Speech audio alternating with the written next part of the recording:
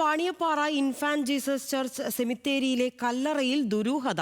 കല്ലറ തുറന്നപ്പോൾ പെട്ടിയിലടക്കിയ മൃതദേഹത്തിനൊപ്പം മൃതദേഹമെന്ന് തോന്നിക്കുന്ന മറ്റൊരു വസ്തു കൂടി കണ്ടെത്തി.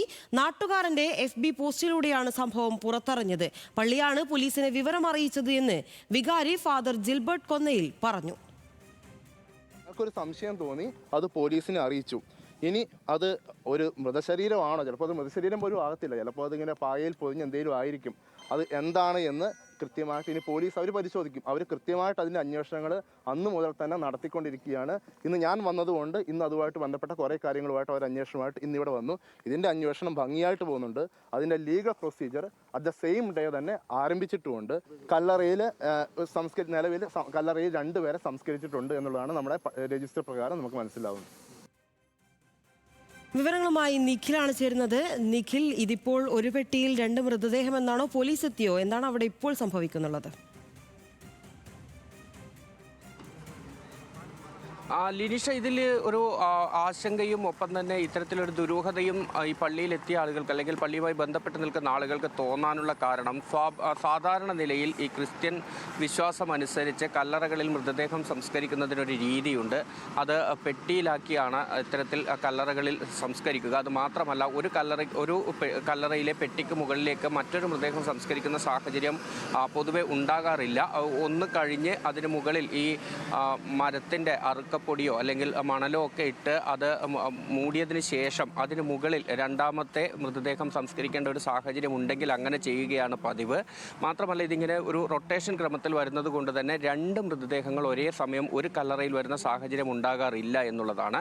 അതിനൊപ്പം തന്നെ ഈ വിശ്വാസം അനുസരിച്ച് ഇത്തരത്തിൽ പായയിൽ പൊതിഞ്ഞും മറ്റും കല്ലറകളിൽ മൃതദേഹം അടക്കുന്ന ഒരു രീതിയും ക്രിസ്ത്യൻ വിശ്വാസപ്രകാരം ഇല്ല.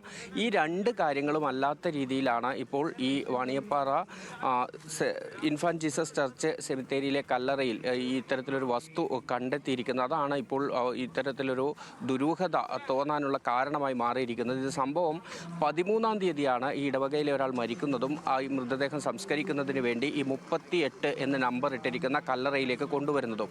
ആ സംസ്കാരത്തിൻ്റെ ഭാഗമായി കല്ലറ തുറക്കുന്നു. ആ കല്ലറ തുറക്കുമ്പോൾ അസ്വാഭാവികമായ രീതിയിൽ ഈ പായയിൽ പൊതിഞ്ഞ രീതിയിലൊരു വസ്തു കല്ലറയ്ക്കകത്ത് കാണുകയാണ്. സ്വാഭാവികമായി നേരത്തെ പറഞ്ഞതുപോലെ ഈ ക്രിസ്ത്യൻ വിശ്വാസം അനുസരിച്ചുള്ള സംസ്കാരമാണെങ്കിൽ പായയിൽ പൊതിഞ്ഞ രീതിയിൽ മൃതദേഹം ആ കല്ലറയിൽ വരാൻ സാധ്യതയില്ല. അതുമാത്രമല്ല, കല്ലറയ്ക്കകത്ത് മറ്റേതെങ്കിലും ഒരു വസ്തു നിക്ഷേപിക്കുന്ന ഒരു രീതിയുമില്ല. അതുകൊണ്ടാണ് ഇക്കാര്യത്തിൽ ഒരു സംശയം തോന്നുന്നതും പിന്നാലെ പോലീസിനെ ഉൾപ്പെടെ അറിയിക്കുകയും ചെയ്യുന്നത്. ഏതായാലും ഇന്നിപ്പോൾ പോലീസ് എത്തി ഈ കല്ലറ അവിടെ പരിസരമൊക്കെ പരിശോധിച്ചിട്ടുണ്ട്. ഏതായാലും ഇപ്പോൾ ഈ പള്ളിയുമായി ബന്ധപ്പെട്ട ആളുകൾ, പള്ളി വികാരി ഉൾപ്പെടെയുള്ള ആളുകൾ പറയുന്നത് ഇതിലെ ദുരൂഹത എന്തായാലും നീക്കണം എന്നുള്ളതാണ്.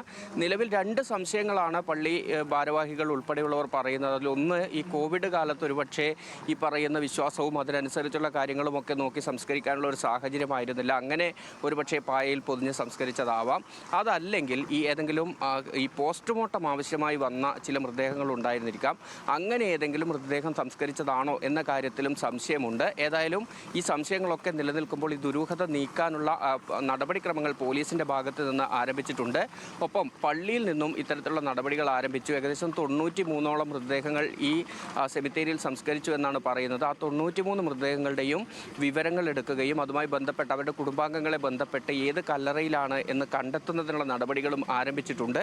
ഇതെല്ലാം പൂർത്തിയാക്കുന്നതോടുകൂടി ഈ ആരുടെ മൃതദേഹമാണ് എങ്കിൽ അത് ആരുടേതാണ് എന്ന് കണ്ടെത്താനാവും എന്നുള്ളതാണ് പള്ളിയുമായി ബന്ധപ്പെട്ട ആളുകളുടെ ഒരു പ്രതീക്ഷ. അതുപ്രകാരമാണ് പള്ളി മുന്നോട്ട് പോകുന്നത്. ഇതിനൊപ്പം തന്നെ പോലീസിൻ്റെ അന്വേഷണവും നടക്കുന്നുണ്ട്. ആവശ്യമെങ്കിൽ പോലീസ് ഈ കല്ലറ തുറന്ന് ഇത് ഇപ്പോൾ നിലവിൽ കണ്ടെത്തിയിരിക്കുന്ന ഈ പായയിൽ പൊതിഞ്ഞ രീതിയിലുള്ള വസ്തു അത് തുറന്നു നോക്കും എന്നാണ് പറഞ്ഞിരിക്കുന്നത്. പക്ഷേ പള്ളിയിലായതിനാൽ തന്നെയും ഈ കല്ലറയ്ക്കുള്ളിലായതിനാലും അത് കൃത്യമായ നടപടിക്രമങ്ങൾ ശരി. എന്തായാലും പോലീസിന്റെയും പള്ളിയുടെയും ഭാഗത്തു നിന്നുള്ള അന്വേഷണം പുരോഗമിക്കുകയാണ്.